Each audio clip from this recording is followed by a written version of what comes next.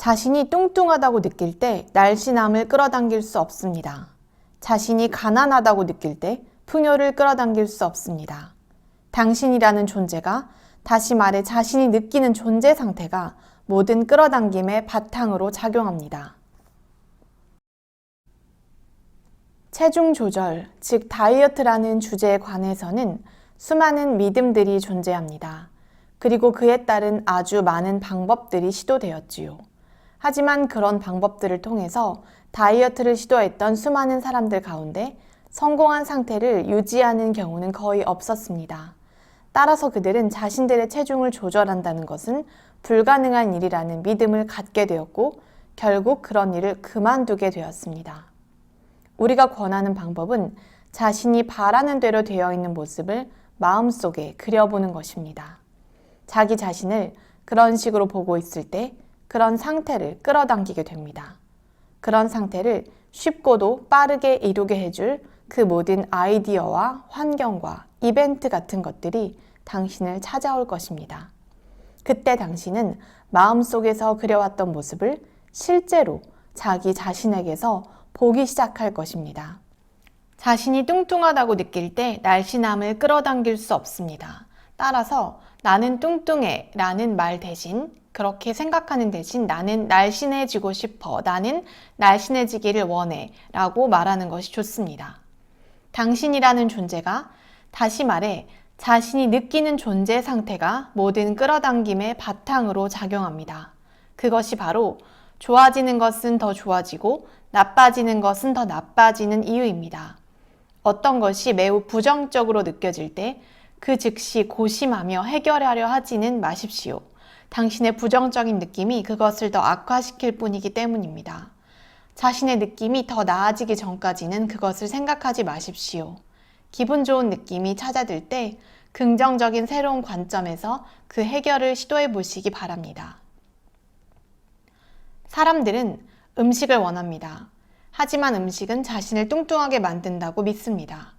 따라서 그들이 바라지 않는 것에 대해 생각하게 될 때 사람들은 믿음 속에서 바라지 않는 것을 창조하게 됩니다. 다시 한번 말씀드리지만 그렇게 하는 방식은 정말 어렵습니다. 살을 뺐다가 곧바로 다시 살이 찌게 되는 가장 큰 요인은 실제로 바라는 대로 되어 있는 자신의 이미지를 가져본 적이 없기 때문입니다. 그들은 자신이 뚱뚱하다고 느낍니다. 그런 생각을 계속합니다. 그것이 바로 그들이 가지고 있는 이미지입니다. 당신의 몸은 스스로 바라보는 자신의 이미지에 반응합니다. 언제나 그렇습니다. 자신을 건강하다고 생각할 때 당신이 건강해지는 이유가 바로 그것입니다. 당신이 자신을 날씬하다고 생각할 때 또는 근육이나 체형, 체중에 있어서 당신이 바라는 대로 이루어져 있다고 생각할 때 반드시 바라는 그대로 될 것입니다. 어떤 사람들은 항상 기쁨을 찾으라는 우리의 조언을 받아들여 그들의 기쁨을 따라가게 된다면 건강에 해롭거나 비만이 되기 쉬운 음식을 즐겨 먹게 되지 않느냐고 항의를 합니다. 흔히 사람들은 기분이 좋지 않을 때 공허함을 채우기 위해서 음식을 먹습니다. 당신이 어떤 특정 음식이 자신의 소망을 이루는 데 방해가 된다고 믿는다면 부정적인 기분 나쁜 감정이 하나의 안내로서, 즉 먹지 말라는 안내로서 주어지게 될 것입니다. 부정적인 감정을 일으키는 행동을 취하는 것은 절대로 좋지 않습니다. 왜냐하면 부정적인 감정은 에너지의 불균형이 존재한다는 뜻이기 때문입니다. 그러므로 부정적인 감정 속에서 취하는 행동은 언제나 부정적인 결과를 가져오게 됩니다. 부정적인 감정은 어떤 음식이 웰빙에 반대된다는 뜻이 아닙니다. 그것은 당신이 현재 웰빙에 반대되는 생각을 하고 있다는 뜻입니다. 두 사람이 같은 다이어트 식단과 비슷한 운동 프로그램을 따랐는데도 그 결과가 아주 다르게 나타난다면 그것은 섭취하는 음식이나 칼로리 소비의 문제가 아닌 훨씬 중요한 다른 요소가 있다는 뜻입니다. 당신이 얻는 결과는 오로지 당신이 하는 생각이 에너지의 일치를 얼마만큼 이루게 하는가에 달린 것입니다. 그것은 언제나 그렇습니다. 가장 좋은 방법은 이것입니다. 행복해지세요. 그런 다음에 먹으세요. 하지만 행복해지기 위해서라면 먹지 마세요. 당신이 기분 좋은 감정을 최우선으로 할 때 음식과의 관계가 달라집니다. 그리고 음식에 대한 충동이 달라집니다. 그러나 훨씬 더 중요한 사실은 음식을 먹은 후 몸의 반응이 달라진다는 점입니다. 자신의 진동, 즉 에너지를 먼저 돌보지 않고서 먹는 음식을 바꾸는 것은 별 효과가 없습니다. 하지만 생각을 바꾸면 음식을 바꿀 필요도 없이 아주 큰 효과를 볼 것입니다. 자, 당신이 아주 날씬해지고 싶다는 결정을 했다고 가정합시다. 하지만 당신은 현재 자신이 되길 바라는 모습으로 자신을 보지 않습니다. 그리고 당신은 이렇게 믿고 있습니다. 만일 이 음식을 먹는다면 나는 살이 찔 거야. 당신은 날씬해지겠다는 소망을 가지고 있는데 당신의 믿음은 그 음식을 먹으면 살찐다는 것입니다. 그래서 그 음식을 먹을 때 당신은 부정적인 감정을 느끼게 될 것입니다. 당신은 그런 감정을 죄책감, 실망, 화 등과 같은 이름으로 부를 수 있습니다. 그 감정의 명칭이 무엇이건 그 음식을 먹는 것은 기분 나쁘게 느껴집니다. 당신이 가진 소망과 품고 있는 믿음과 먹는 행위가 서로 조화를 이루지 못한 상태이기 때문에 나쁜 기분을 느끼게 되는 것입니다. 따라서 당신이 자신의 기쁨을 따른다면 자신의 믿음과 조화를 이루는 음식을 먹을 때는 기쁨을 느낄 것이고 자신의 믿음과 조화를 이루지 못하는 음식을 먹을 때는 기분 나쁘게 느낄 것입니다. 당신이 어떤 소망을 갖게 되면 자신의 믿음과 반대되는 행동을 할 때는 언제나 부정적인 감정을 느끼게 됩니다. 이번에는 음식에 대해서 나는 어떤 믿음을 가졌나에 대해 생각해 보겠습니다. 음식에 대한 당신의 믿음은 당신 삶의 경험들 속에 뚜렷하게 반영됩니다. 어떤 음식을 먹더라도 자신이 살찌지 않는다고 믿는다면 당신은 그런 경험을 하게 됩니다. 자신이 쉽게 살찐다고 믿는다면 당신은 그렇게 됩니다. 어떤 음식이 자신의 에너지를 증가시킨다고 믿는다면 그렇게 됩니다. 어떤 음식이 자신의 에너지를 감소시킨다고 믿는다면 그렇게 됩니다. 당신이 날씬해지기를 바라지만 자신의 다이어트법이 날씬해지는데 별로 효과가 없다고 믿는다면 그 다이어트에 따른 식사는 당신을 살찌게 만들 것입니다. 사람들은 얼핏 보기에 아주 간단해 보이는 음식에 관한 그들의 믿음과 그 믿음이 육체에 끼치는 영향에 대한 우리의 분석을 처음에는 잘 받아들이지 않습니다. 왜냐하면 자신들의 믿음은 실제적인 경험을 통해서 얻어진 결론이라고 믿기 때문입니다. 그리고 자신들의 삶과 타인들의 삶을 관찰하면서 얻게 된 실제적인 증거들에 대해서 별다른 의심을 하지 않기 때문입니다. 그렇지만 결과에 대한 단순한 관찰만으로는 불충분하고 부적절한 정보를 얻게 될 뿐입니다. 그 이유는 소망과 기대라는 요소들을 감안하지 않고 단지 먹었다거나 먹지 않았다는 행동만을 따져서 평가하게 되면 전혀 엉뚱한 결과가 나오기 때문입니다. 당신이 창조라는 요리를 하면서 가장 중요한 재료를 빼버린다면 그 결과물을 이해할 수 없게 됩니다. 사람들마다 음식에 대한 반응이 제각기 다릅니다.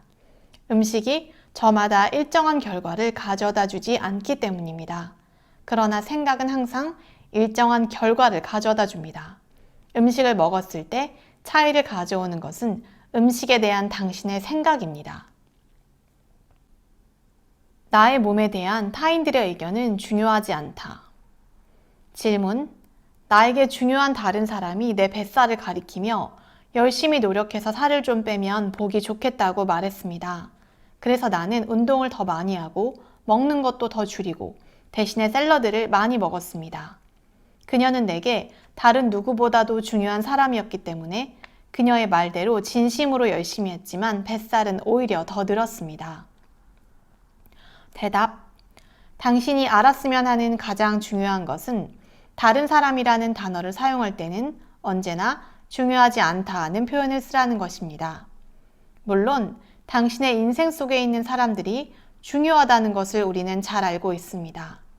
그러나 당신에 대한 그들의 의견을 당신 자신의 의견보다 중요하게 생각해서는 안 됩니다.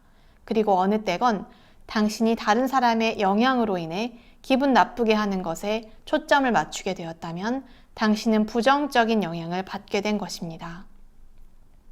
우리가 바라는 것은 다른 사람의 의견이 당신에게 중요하지 않게 느껴질 때까지 자신의 생각을 꾸준히 연습하라는 것입니다. 저항이 없는 상태에 도달할 때 당신은 지금까지 느껴보지 못했던 자유를 경험하게 됩니다.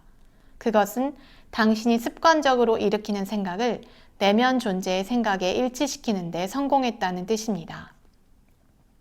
지금까지 우리는 다른 사람의 소망과 믿음을 자신의 의견보다 더 중시하는 사람이 그런 일치 상태나 자유로운 상태에 도달하는 것을 결코 본 적이 없습니다. 다른 사람의 소망과 믿음은 가변적인 부분이 너무 많아서 그것을 가려내는 일은 사실상 불가능합니다. 따라서 어떤 사람이 당신에게 이렇게 말한다면, 당신에게서 내가 좋아하지 않는 면을 발견했어요. 우리라면 이렇게 대답할 것입니다. 다른 것을 좀 보세요. 내 코는 어때요? 작지만 귀엽지 않나요? 이 귀는 어떤가요? 다시 말해서 우리라면 그 사람이 긍정적인 면들을 찾을 수 있도록 격려할 것입니다. 그리고 우리는 단점을 지적하는 그의 말을 그저 농담으로 받아들이고 상처받는 느낌은 아예 허용하지 않을 것입니다. 실제로 우리가 당신이라면 우리의 감정이 어떠한 상처도 받지 않는 지점에 이를 때까지 인생에 대한 긍정적인 생각들을 연습할 것입니다. 몸에 대한 나의 낡은 이야기. 내 몸과 외모는 만족스럽지가 않아. 난 살아오면서 때때로 몸을 가꾸려는 노력을 해왔어. 하지만 그것은 쉬운 일이 아니었지. 그리고 오래가지도 못했어. 나는 늘 거의 미친 듯이 노력해서 가까스로 원하는 몸 상태를 만들기도 했지만 언제나 그 상태를 오래 유지할 수가 없었지. 맛있는 음식들을 포기하고도 좋은 결과를 얻지 못했다는 사실에 지쳐버렸어. 이건 정말 힘든 일이야. 내 몸의 신진대사는 내가 맛있는 것을 많이 먹는 것을 허용하지 않는 것 같아. 이건 정말 불공평한 일이야. 하지만 난 정말 뚱뚱해지고 싶지 않단 말이야. 몸에 대한 나의 새로운 이야기. 내가 주로 하는 생각에 내 몸이 반응을 하고 있어. 생각을 바라는 쪽으로 이끌어가는 일이 얼마나 큰 힘을 가졌는지를 알게 된 건 정말 다행스러운 일이야. 나는 지금 몸에 변화가 오는 것을 기대하고 있어. 몸은 내 생각의 변화를 그대로 반영해주지. 바라는 몸매와 체중을 생각하면 기분이 좋아. 그렇게 내 몸이 바뀌고 있는 중이라는 것을 확신해. 그리고 난 지금 이 순간에도 전반적으로 좋은 기분을 느끼고 있어. 그래서 현재의 내 모습이 기분 나쁘지도 않아. 의도를 갖고서 생각을 일으키는 건 재미있는 일이야. 그리고 그런 생각의 결과를 보게 되는 건 훨씬 더 재미가 있어. 내 몸은 내 생각에 아주 잘 반응하고 있지. 그 사실을 알게 되어 정말 기분이 좋아. 당신이 몸에 관한 개선된 이야기를 하는 방식에는 옳거나 그른 것이 따로 없습니다. 그 이야기는 당신의 과거, 현재, 미래 중 어떤 것이 될 수도 있습니다.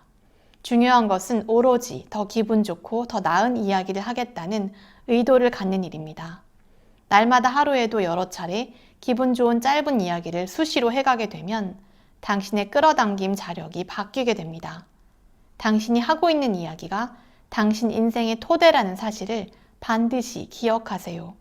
따라서 이제부터 당신이 바라는 것에 대해서 이야기해 가십시오.